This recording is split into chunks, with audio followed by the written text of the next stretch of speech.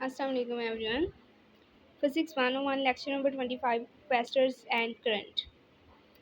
क्वेस्टर्स and current हमारा lecture है आज का। ये जो शॉर्ट नोट्स मिल रहे हैं वेबसाइट का लिंक मैं डिस्क्रिप्शन में दे दूँगी, आप वहाँ से जाके डाउनलोड कर सकते हैं। ठीक है, वेबसाइट वैसे ही मैं आप लोगों को बता देती हूँ vu.teacher.blogspot.com।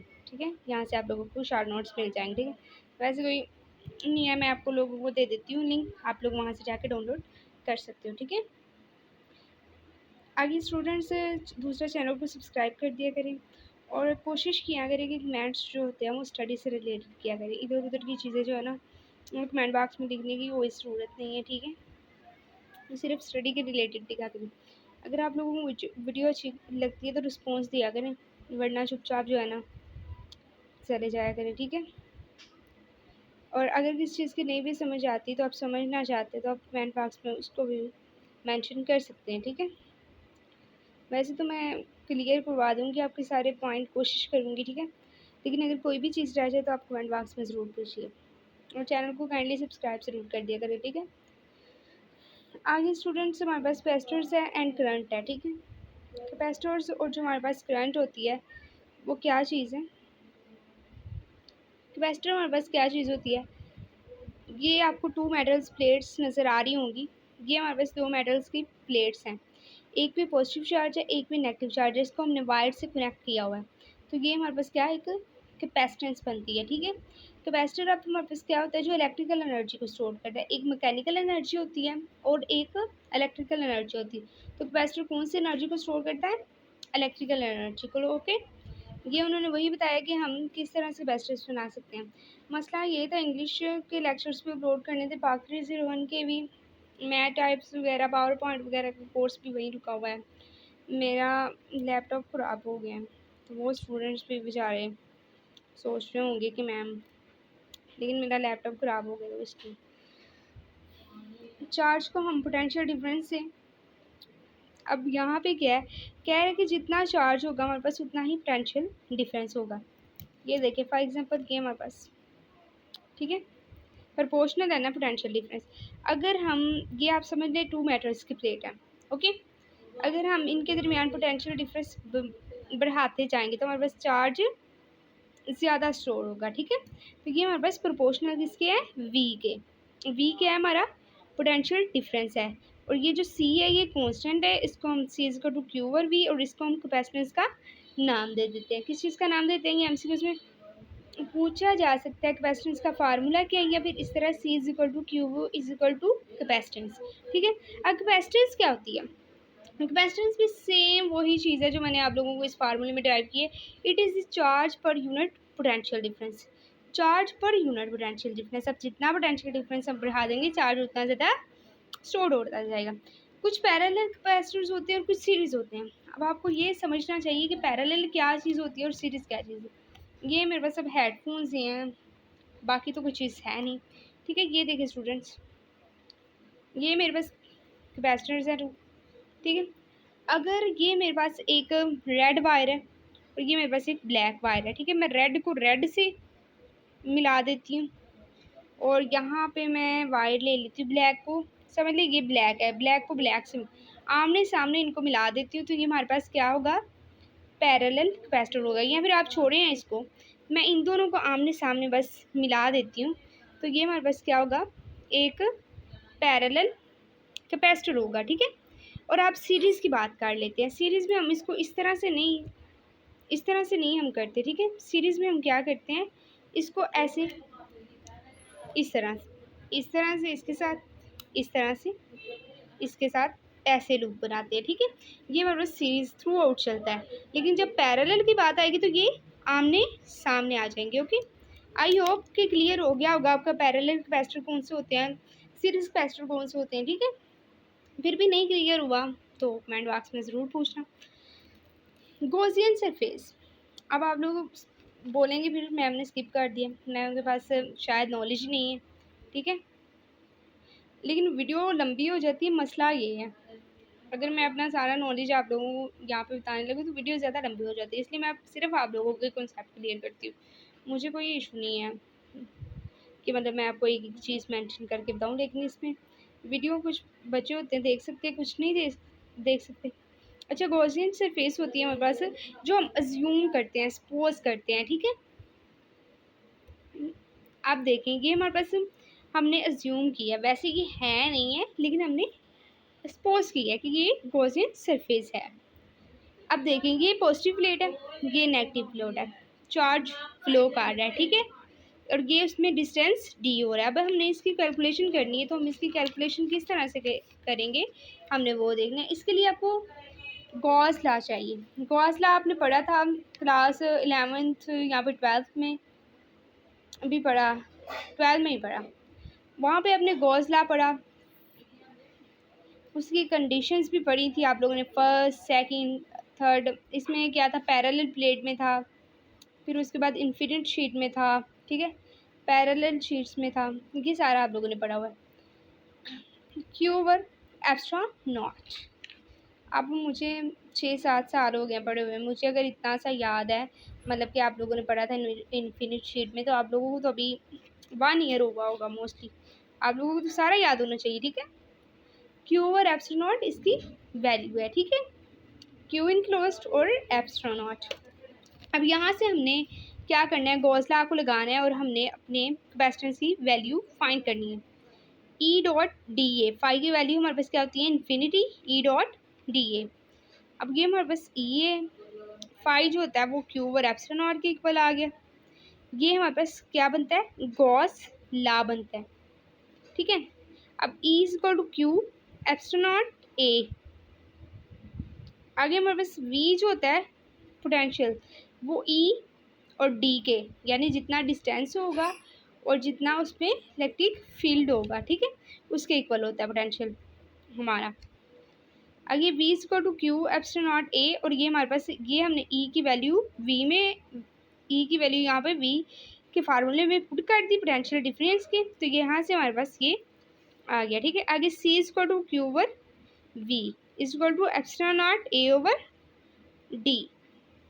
ये हमारे पास फाइनल रिजल्ट बनता है, ठीक है। अब ये देखें, अब हमने इसका फाइनल रिजल्ट तो फाइंड आउट कर लिया कैपेसिटेंस का, ठीक है। अब हमने आगे नेक्स्ट क्या करना है, फर्दर हमने ये करना है। अब आप लोग ये सोच रहे होंगे यहाँ से क्या हुआ है, तो यहाँ से भी मैं आप लोगों को बता देती हूँ, फिर आप लोगों ने कहना है कि मैंने मिस कर दिया पॉइंट। ये देखें, यहाँ से हमने इस तरह से किया क्रॉस मल्टीप्लाई। यहाँ पे हमारे पास कैपेसिटेंस होता है क्यू ओवर वी, ठीक है, ये क्यू ओवर वी हो गया हमारे पास। अच्छा स्टूडेंट, हमारे पास epsilon naught A over D आ गया, ठीक है, ये वैसे है हमारे पास। आगे यूनिट और साइज जो है कैपेसिटेंस के इंपॉर्टेंट एमसीक्यूज है, वो क्या होता है, जो हमारे पास एक कैपेसिटेंस होता है उसका जो यूनिट होता है वो फैरेड होता है। फैरेड किसके इक्वल होता है, 1 पर कूलम पर वोल्ट के। इंपॉर्टेंट एमसीक्यूज है, वेरी इंपॉर्टेंट एमसीक्यूज, पास दफ़ा बहुत दफ़ा पेपर में आ जाता है। 1 माइक्रो फैरेड किसके इक्वल है, 1 नैनो फैरेड किसके इक्वल है, 1 पिको फैरेड। ये भी आप लोगों ने जस्ट अज्यूम कर, आपको माइक्रो नैनो पिको का तो पता होना चाहिए, बीएस में आ चुके हो, ठीक है। अब ये देखिए, एक छोटी सी एग्जांपल थी कि हमारे पास अगर हमने 2 प्लेट्स का कैपेसिटर फाइंड करना है, हमारे पास 1 मिलीमीटर है उसका, उसमें डिस्टेंस है। इस तरह के आप लोगों को फिजिक्स में आते हैं कंसेप्चुअल क्वेश्चन, इसलिए आप लोगों ने फार्मूले याद रखने हैं हर चीज़ के और कंसेप्चुअली लेना है इसको। 1 मिलीमीटर इसका डिस्टेंस है, ये एक प्लेट है, ये 2 प्लेट्स है हमारे पास, उनमें जो डिस्टेंस है वो 1 मिलीमीटर का है, ठीक है। अब सी जो हमारे पास क्या आया था यहाँ पे कैपेसिटेंस की जो वैल्यू आई थी वो epsilon naught A over D. अब हमने कैलकुलेट करना है एरिया इसका, क्रॉस मल्टीप्लाई किया हमने, ए हमारे पास हमने एरिया फाइंड आउट करना है, तो हम ए को इधर ले आएंगे, सी, ये सी यहाँ पे मल्टीप्लाई हो रहा था, उधर जाके क्या हो जाएगा, divide, C D epsilon naught. अब देखें, सी की वैल्यू हमारे पास कैपेसिटेंस की वैल्यू 1 फैरेड है, आप लोगों ने पढ़ा है। डी की वैल्यू जो हमारे पास है 1 मिलीमीटर है, जो 0.001 मीटर बनता है। और जो हमारे पास एप्सिलॉन नॉट की वैल्यू वो टू मच स्मॉल है, 8.85 मल्टीप्लाई 10 की पावर -12। तो ये हमारे पास जो कैपेसिटेंस की वैल्यू बनी, सॉरी एरिया जो हमारा निकला 1.1 मल्टीप्लाई 10 की पावर 8 मीटर स्क्वायर निकला, ठीक है। तो इस तरह से हमने कैलकुलेट कर लिया एरिया। अगर आप लोगों को यहाँ पे 2 मिलीमीटर देते तो आप लोगों ने क्या कहना था, यहाँ पे 0.002 में मीटर लगा देना था, ठीक है। अगर आपको 3 देते तो उस हिसाब से आप लोगों ने कैलकुलेट करना होता। आगे कैपेसिटर इन पैरेलल। पैरेलल में मैंने आप लोगों को बता दिया होगा कि किस तरह से हम कैपेसिटर को लगाते हैं। देखिए आमने सामने लगे हुए हैं, यहाँ C1 है, ये C2 है, ठीक है। अब हमने ईच कैपेसिटर की वैल्यू फाइंड आउट करनी है। ये देखें, क्योंकि हमने दोनों की, ये नहीं है कि हम एक की बस वैल्यू फाइंड आउट करें, हमने दोनों की वैल्यू Q1 जो हमारे पास है C1 V1 के इक्वल है, Q2 हमारे पास C2 V2 के इक्वल है, और V हमारे पास पोटेंशियल है टर्मिनल्स A और B के दरमियान जो पोटेंशियल डिफरेंस हो रहा है, ठीक। आगे मेरे पास Q है is equal to Q1 plus Q2, C equivalent है हमारे पास C1 V1 sorry C1 V plus C2 V, okay.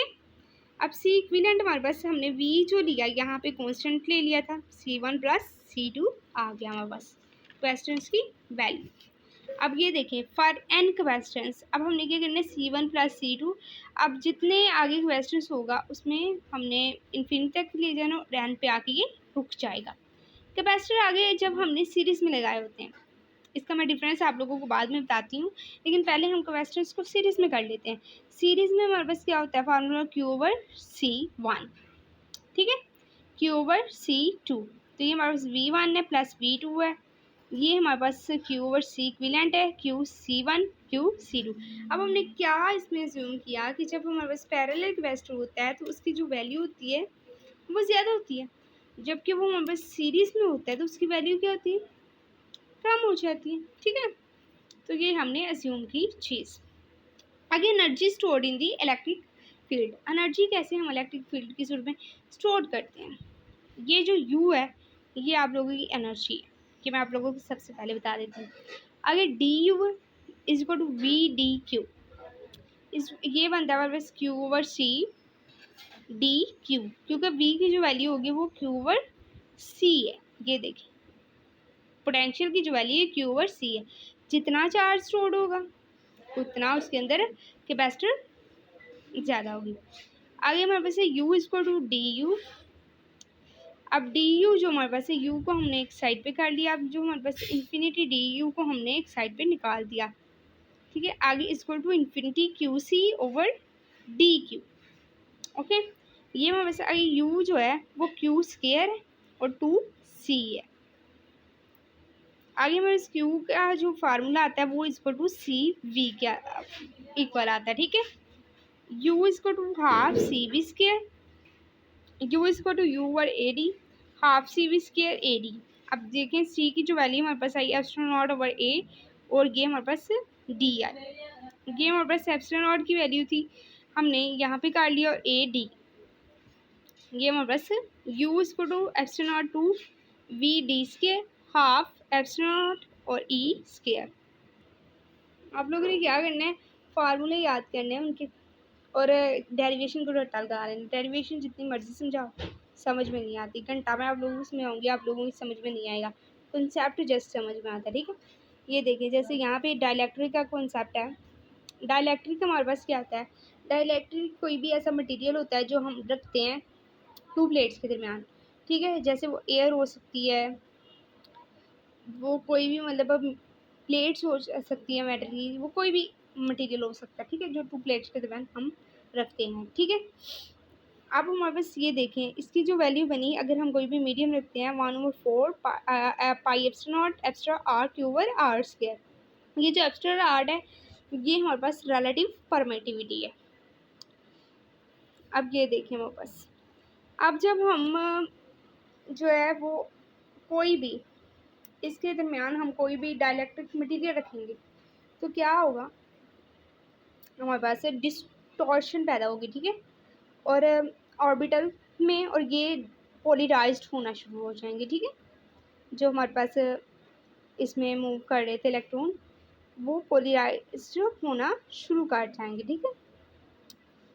अब जैसे मैं आप लोगों को कोई भी एग्जांपल देती हूँ, जैसे ये देखेंगे हमने एक डाइलेक्ट्रिक मटेरियल रखा हुआ, ये हमने कोई भी डाइलेक्ट्रिक, ये पॉजिटिव प्लेट है, ये नेगेटिव प्लेट है और अंदर डाइलेक्ट्रिक मटेरियल है, ठीक है। ये पॉजिटिव और नेगेटिव लूप्स लगे हुए हैं, ये S1 है, ठीक है।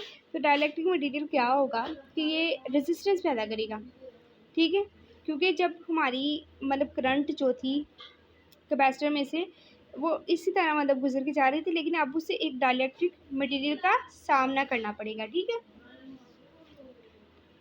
आगे हमारे पास है electric current unit and size. Electric current के यूनिट क्या होते हैं और उसका साइज क्या होता है। करंट की बात हो रही है ना, यूनिट क्या होता है और उसका साइज। करंट और अगला जो आपका लेक्चर होगा वो इंशाल्लाह करंट के बारे में होगा, तो उसका आप लोगों ने फिक्र नहीं करनी, वो इंशाल्लाह मैं आप लोगों को सही तरीके से। आइए हमारे पास D Q over D T, ये फार्मूला आप लोगों ने याद रखना है, अगले लेक्चर में भी इम्प्लीमेंट होगा। Constant current Q is to I multiply by T. आगे हमारे पास Q is to infinity I D T, और 1 एम्पियर जो होता है, ये बस इसमें से याद करने वाली चीज़ है एमसीक्यूज के तौर पर, कि 1 एम्पियर जो होता है वो इलेक्ट्रिक करंट का फार्मूला होता है, जो 1 कूलम/सेकंड के, क्योंकि इसका फार्मूला है आई मल्टीप्लाई टी। क्यू होता है आई मल्टीप्लाई टी करंट, तो इसका फार्मूला क्या बनता, आई जो हमारे पास वो 1 कूलम और टाइम सेकंड। ठीक है, तो इसका फार्मूला बनता है 1 एम्पियर। अब आप लोगों ने ये याद रखना है मिली एम्पियर किसके इक्वल है, माइक्रो एम्पियर, नैनो एम्पियर और पिको एम्पियर। ठीक, बेस्ट ऑफ लक। चैनल को सब्सक्राइब करना मत भूला करें।